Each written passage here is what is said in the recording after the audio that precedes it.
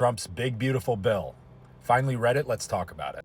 First, it extended the Tax Cuts and Jobs Act, which avoided a 22% price hike, equivalent to $1,700 on the average American family. Next, it made the double standard deduction permanent, made the child tax credit permanent, and increased it to $2,500. I think it should be higher, but I love that. Doubled estate tax exemption, which is approximately $15 million, is also permanent, helping family-owned farms as well as businesses. Then we get to the specific campaign promises that people are like, where are they? Okay, no tax on tips, no tax on overtime, as well as tax deductions for buying an American-made vehicle.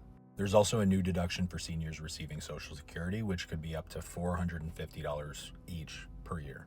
Additionally, and this is a big one, they increased the small business deduction from 20 to 23%. This is going to be a huge economic boom for entrepreneurs, small business owners. Now for businesses, they can fully deduct the cost of equipment to build factories in the US. This is projected to increase economic growth by $284 billion.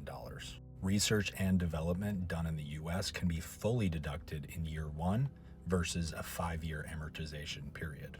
And opportunity zones are expanded, bringing $100 billion to distressed communities, mostly rural, over the next decade.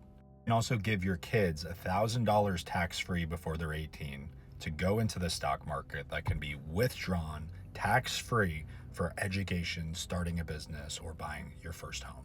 Additionally, the health savings account limit is doubled to $17,000 that you can use tax-free for medical expenses. 1099-K forms do not need to be filed under $20,000 now versus $600 to reduce paperwork.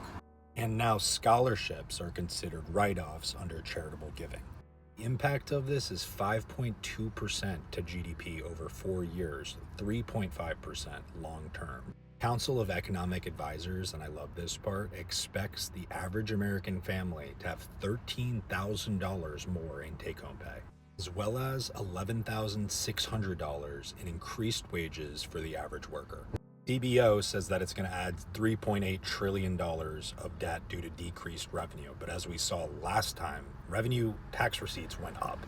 There are some pay for cuts to Medicare, mainly work requirements starting in 2026, as well as cuts to SNAP.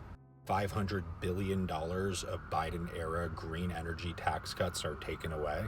There's also increased taxes on universities up to 21%, basically a corporation.